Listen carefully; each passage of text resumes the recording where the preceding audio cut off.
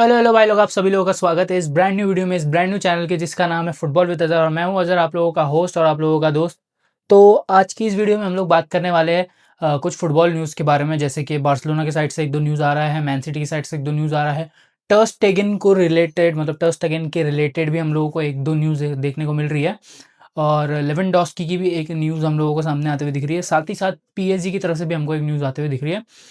और क्या Semenyo like हम लोग सेमेन्यो के ऊपर भी थोड़ी बहुत बात करने वाले हैं आज की इस वीडियो में। तो make sure you watch this video till the end and बिना किसी देरी के इस वीडियो को शुरू करते हैं। तो सबसे पहले हम लोग बात करने वाले बार्सिलोना की। जो पहली न्यूज़ आ रही है वो है कि हांसी फ्लिक की दो डिमांड है हांसी फ्लिक की। पहली डिमांड तो ये है ऑफ कोर्स कि उसको एक सेंटर बैक चाहिए ही चाहिए, उसको एक सेंटर बैक चाहिए।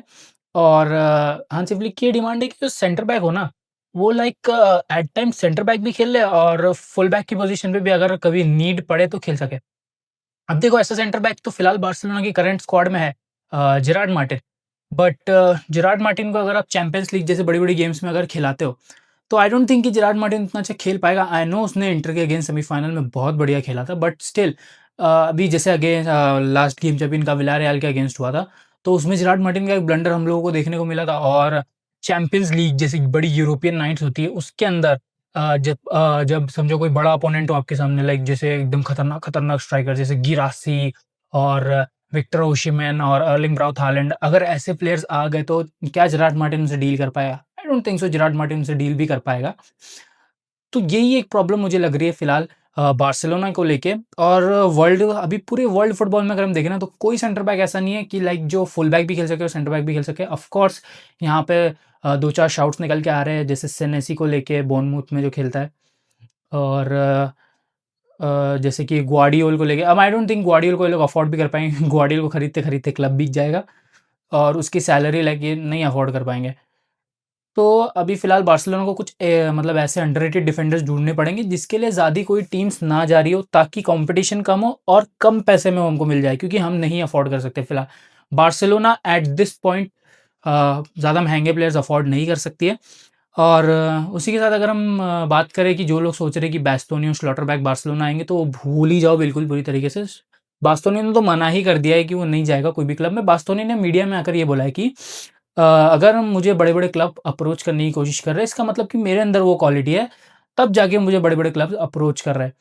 और बास्तोनी ने तो सीधा एकदम मना कर दिया कि मैं कहीं नहीं जा रहा, मैं यहीं रुकूँगा। और स्लॉटरबैक का तो सवाल ही नहीं उठता, क्योंकि नहीं खरीद सकते, पैसे नहीं है बिल्कुल भी।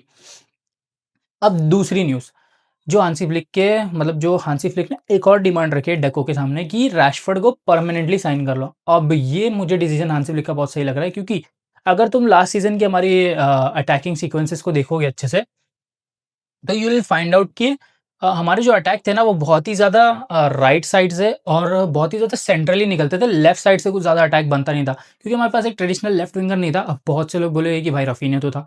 अब देखो, रफीनिया ना मोस्टली लेफ्ट पे नहीं खेलता था, मोस्टली रफीनिया राइट पे तो नहीं खेलता था। मतलब एज़ अ सेकंड स्ट्राइकर और एज़ अ कैम खेलता था रफीनिया। अगर तुम उसका लास्ट सीज़न का हीट मैप भी देखोगे, जो कि मैं यहाँ पे ऑफ कोर्स एक ब पिक्चर लगाने की यहाँ पे ट्राई करूँगा अगर मुझे मिल गया तो। क्योंकि मैंने ऐसा कहीं देखा था कि हीट मैप के रफीनिया बहुत ज़्यादा सेंट्रली खेल रहा था लास्ट सीज़न। अगर तुम उसकी बड़ी-बड़ी परफॉर्मेंसेज़ भी देखोगे, तो वो ज़्यादा सेंट्रली ही खेलता था, rather than playing on the left. मतलब वो मोस्टली सेंट्रली खेलता था, मगर उसकी पोज़ीशन तो लेफ्ट पे ही थी। अब प्रॉब्लम क्या होती थी कि लेफ्ट से अटैक नहीं बनते थे, और ना तो हमारे पास कोई सेट पीस के लिए अच्छा कोई प्लेयर था जो कि डिलीवर कर सके, ना ही हमारे पास कोई फ्री किक टेकर था अच्छा। तो हमारे जो गोल्स थे ना लास्ट सीज़न, वो बहुत ज़्यादा ओपन प्ले से बनते थे, लाइक यमाल की ब्रिलियंस आ गई, और फिर लेवेंडोस्की तो है ही है कि लेवेंडोस्की ने निकाल दिया भाई 1-2 गोल। फर्मिन अच्छे लिंक अप कर रहा है ये वगैरह-वगैरह, तो ओपन प्ले ज़्यादा होता था, फ्री किक, सेट पीस वगैरह पे हम इतने नहीं मारते थे गोल। तो जब से रैशफोर्ड आया है, बात ये है कि जब से रैशफोर्ड हमारी टीम में आया है ना, तो रैशफोर्ड है ना लाइक क्रॉसेस वगैरह बहुत अच्छे डालता है। हमारे पास free kick take I mean मतलब फ्री किक लेने के लिए हम रैशफोर्ड के ऊपर रिलाई कर सकते हैं। हमको पता है रैशफोर्ड क्या लेवल की फ्री किक्स लेता है। ऑफ कोर्स वो थोड़ा रस्टी लग रहा है अभी, उसको थोड़ा टाइम लगेगा और फिर से फॉर्म पकड़ने के लिए। लेकिन जब से रैशफोर्ड आया, हमारा लेफ्ट वाला पूरा जो वो था, लाइक जो लेफ्ट में कोई नहीं होता था, अब वो सॉर्ट हो चुका है, क्योंकि बाल्डे को अब एक सपोर्टिव प्लेयर मिल चुका है लेफ्ट पे। तुम अगर देखोगे कि बाल्डे के साथ बहुत अच्छी तरीके से कंबाइन करता है रैशफोर्ड, और क्रॉसेस भी बहुत बढ़िया डालता है। I think I guess Celta Vigo का गेम था जहाँ पे लेवेंडोस्की ने हैट्रिक मारी थी और रैशफोर्ड कमाल के क्रॉसेस डाल रहा था, और कॉर्नर से भी क्या ही डिलीवरी लेता है रैशफोर्ड। लाइक मज़ा आ जाता है रैशफोर्ड को देख के। अब अगर मैनचेस्टर यूनाइटेड मान जाती है 30 मिलियन यूरो के लिए रैशफोर्ड को बेचने के लिए, तो I think it's a W deal, Barcelona should go for it, it will be a banger of a deal. और मार्कस रैशफोर्ड के लिए भी ये बहुत अच्छा होगा। अब देखो रैशफोर्ड के पर्सपेक्टिव से ये होगा कि रैशफोर्ड, देखो तुम पहली बात तो खुद सोचो कि रैशफोर्ड को मैनचेस्टर यूनाइटेड ने रिजेक्ट कर दिया था, रूबेन एमोरिम ने रिजेक्ट कर दिया था, और हांसी फ्लिक चाहता है कि वो उसकी टीम में खेले। लाइक हांसी फ्लिक के अंदर ये, लाइक हांसी फ्लिक के खून के अंदर है कि हांसी फ्लिक जो है ना, वर्स्ट प्लेयर में से, लाइक जो सोए हुए प्लेयर्स होते हैं उनमें से वो जो टैलेंट होता है, वो सेलिब्रेशन जो होता है ना, हांसी फ्लिक वो निकालने में बहुत ज़्यादा एक्सपर्ट है। तो अब अगर रैशफोर्ड अगर परमानेंटली साइन हो जाता है, एक तो यार देखो ये चीज़ें बोलना बंद कर दो कि यार रैशफोर्ड को हम ऐसे स्ट्राइकर खिला लेंगे, रैशफोर्ड को एज़ अ नंबर 9 खिला देंगे। रैशफोर्ड पहली बात वो बंदा ही नहीं है जो नंबर 9 खेल सकता है। Rashford is more like a winger of a guy जो कि तुम्हारे लिए क्रिएट कर सकता है। ऑफ कोर्स रैशफोर्ड स्कोर भी कर सकता है, लेकिन वो बॉक्स प्रेजेंस तुमको नहीं दे पाएगा जो एक प्रॉपर नंबर 9 दे सकता है। हम रियल मैड्रिड के साथ भी देख रहे हैं यही प्रॉब्लम है कि उनके पास एक प्रॉपर नंबर 9 नहीं है जो बॉक्स प्रेजेंस रख सके, जैसे गिरासी और अर्लिंग हालैंड वगैरह-वगैरह, जो कि बॉक्स प्रेजेंस रख सकते हैं। Lewandowski on the other hand हमारे पास एक ऐसा स्ट्राइकर है जो बॉक्स प्रेजेंस रखता है। फेरान टोरेस भी उतना नहीं कर पाता, लेकिन हाँ, हमारे पास लेवेंडोस्की है जो कि बॉक्स प्रेजेंस रख सकता है। तो ये बोलना कि रैशफोर्ड को हम स्ट्राइकर खिला सकते हैं, तो नहीं, ये नहीं हो सकता। रैशफोर्ड स्ट्राइकर नहीं खेल सकता। रैशफोर्ड लेफ्ट विंग पे सही है, और ये बहुत अच्छी चीज़ है कि अगर बार्सिलोना रैशफोर्ड को अगर परमानेंटली साइन कर लेती है, तो बहुत अच्छी डील हो जाएगी। अब नेक्स्ट न्यूज़ आ रही है टर्स टेगन से रिलेटेड। देखो, टर्स टेगन के लिए क्लब्स मतलब टर्स टेगन के लिए क्लब्स इंटरेस्टेड है उसको लोन पे साइन करने के लिए, मतलब इस सीज़न के अभी जितने भी मंथ्स बचे हुए हैं, विंटर ट्रांसफर विंडो में उसको लोन पे वो लोग लेने के लिए रेडी है। पहला नाम तो आ रहा है जिरोना का, और दूसरा नाम आ रहा है एस्टन विला का। अब तुम लोग सोच रहे होगे कि एस्टन विला, मतलब एस्टन विला के पास तो एमिलियानो मार्टिनेज है, तो वो लोग क्यों जा रहे हैं, आई मीन इसके लिए, अपना टर्स टेगन के लिए। तो देखो, उन लोगों को ऐसा है ना कि अगर कभी एमी मार्टिनेज इंजर्ड हो गया या एमी मार्टिनेज छोड़ के चला गया, तो उनके पास एक वर्ल्ड क्लास कीपर तो होना ही चाहिए। एंड ऑफ कोर्स टर्स स्टेगन ने अभी रिसेंटली एक कोपा डेल रे का गेम खेला था, जो ग्वारजाजा, आई डोंट नो टीम का नाम क्या है, उसके अगेंस्ट हुआ था। इनिशियली वो मैच शेज़नी स्टार्ट करने वाला था, बट शेज़नी ने फ्लिक को कहा कि आप टर्स स्टेगन को स्टार्ट करवा लो। और अब टर्स स्टेगन को भी इस बात समझ लेनी चाहिए, क्योंकि टर्स स्टेगन भी अब वीक इन वीक आउट देख रहा है कि किस तरीके से जुआन गार्सिया को चांस दिया जा रहा है, शेज़नी को चांस दिया जा रहा है, बट उसको चांस नहीं दिया जा रहा है। वो तो शेज़नी ने कहा तब जाके टर्स स्टेगन को चांस मिला, और उसमें उसने क्लीन शीट रख दी, जिसकी वजह से अब जिरोना को और एस्टन विला को उसके अंदर इंटरेस्ट आने लगा है। अब आई थिंक टर्स स्टेगन को इस ऑप्शन को, मतलब इस ऑफर और इस अपॉर्चुनिटी को ग्रैब कर लेना चाहिए, क्योंकि आने वाला जो, मतलब अभी जो ये वर्ल्ड कप सीजन है पहली बात तो, और उसको भी प्रिपेयर करना चाहिए ताकि वो जर्मनी की स्क्वाड में फर्स्ट चॉइस गोलकीपर बन सके। और उससे मतलब प्रूव करना चाहिए कि उसको, ऐसे तो बार्सिलोना में तो देखो उसको मिनट्स नहीं मिलने वाले। अगर इक्का दुक्का कभी मिल भी गया तो कोई फुद्दू टीम के अगेंस्ट दे देगा फ्लिक उसको मौका, वो भी उसमें से वो स्टैचू बन के खड़ा हो जाएगा। बट अब अगर एस्टन विला अगर इंटरेस्टेड है, तो ter Stegen should go for it, और अगर जिरोना इंटरेस्टेड है तो उसको जाना ही चाहिए, क्योंकि जिरोना तो उसको फर्स्ट चॉइस गोलकीपर बना ही देगी। तो या मेरे हिसाब से ter Stegen should go for it, ter Stegen I mean ter Stegen को जाना चाहिए, अगर टर्स टेगन को और प्लेइंग मिनट्स चाहिए तो। इसी के साथ बढ़ते हैं हमारी नेक्स्ट न्यूज़ की तरफ कि लेवेंडोस्की की तरफ से ये स्टेटमेंट आ रहा था कि मतलब मैं भी इतना कंफर्म नहीं हूँ, मुझे भी रूमर्स से ही पता चला है कि लेवेंडोस्की जो है ना, वो अपनी सैलरी थोड़ी-सी कट करने के लिए रेडी है, ताकि वो नेक्स्ट एक और सीज़न बार्सिलोना के साथ खेल सके। अब ये पूरा डिसीजन जो है ना, ये फ्लिक के ऊपर है कि क्या अगर आप एक और सीज़न लेवेंडोस्की को देना चाहते हो, या आप एक नंबर 9 लेकर आना चाहते हो। क्योंकि इन माय ओपिनियन देखो, बार्सिलोना को नेक्स्ट सीज़न एक नंबर 9 की भी ज़रूरत पड़ेगी अगर लेवेंडोस्की जाता है तो। मतलब अगर लेवेंडोस्की नहीं भी जाता है तो भी बार्सिलोना को एक नंबर 9 चाहिए ही चाहिए। क्योंकि Ferran Torres is not a guy who can win you games. Ferran Torres is not a starter. Ferran Torres, तुम मतलब बोलते हो ना, मतलब अगर फेरान टोरेस को अगर हम खिलाएँगे भी ना, तो फेरान टोरेस को स्टार्ट नहीं करा सकते। Ferran Torres as a super substitution बहुत सही काम कर सकता है, but not as a starter. तो हम लोगों को एक स्ट्राइकर तो चाहिए ही चाहिए। मेरी कुछ 2-4 पिक्स मैं बता देता हूँ, जैसे गिरासी, ओशिमन वगैरह-वगैरह। तो हम लोगों को एक स्ट्राइकर की भी ज़रूरत पड़ेगी आने वाले सीज़न में, और मुझे लगता है कि एक और सीज़न बार्सिलोना को लेवेंडोस्की को रखना चाहिए। मतलब जिस स्टेट में लेवेंडोस्की आया था बार्सिलोना, एक फिनिश्ड बार्सिलोना में जब लेवेंडोस्की आया था, तो हमको भी एक बार लेवेंडोस्की को मौका देना चाहिए। अब बढ़ते हैं आगे न्यूज़ पे, जहाँ पे पीएसजी के रिलेटेड जो मैं बोल रहा था कि एक न्यूज़ आ रही है, PSG wants to sign Rudiger.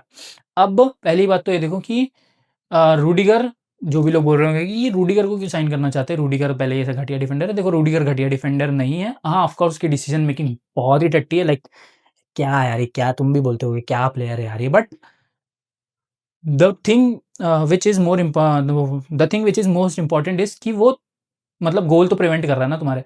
अब वो भले से गंदे टैकल्स मारता हो, कुछ भी करता हो, मैन सिटी के सामने उसने हाग ही दिया बिल्कुल पूरी तरीके से, अर्लिंग हालैंड को वो कंबल मतलब कंबल की तरह ओढ़ गया, उसके ऊपर फैल गया बिल्कुल ही चादर की तरह। वहाँ पर उसकी एक गलती हो गई, बट तुम देखो ना, लाइक रूडिगर गोल तो प्रिवेंट कर रहा है ना, तुम एक डिफेंडर से क्या मतलब तुम क्या ही आस्क करते हो एक डिफेंडर से कि वो तुम्हारे लिए गोल प्रिवेंट कर दे, है ना? तुम यही चाहते हो ना कि एक डिफेंडर तुम्हारा जो गोल है वो प्रिवेंट कर दे। तो अगर पीएसजी रूडिगर को लेती है as a backup defender, of course Luis Enrique पागल नहीं है उसको फर्स्ट 11 में खिलाने के लिए। अगर बैकअप के लिए ले रहे हैं तो आई थिंक 1-2 सीज़न के लिए रूडिगर को वो लोग ले सकते हैं, क्योंकि रूडिगर की भी एज हो रही है अब, और रूडिगर की फाइनल डिसीजन मेकिंग बहुत ही घटिया है।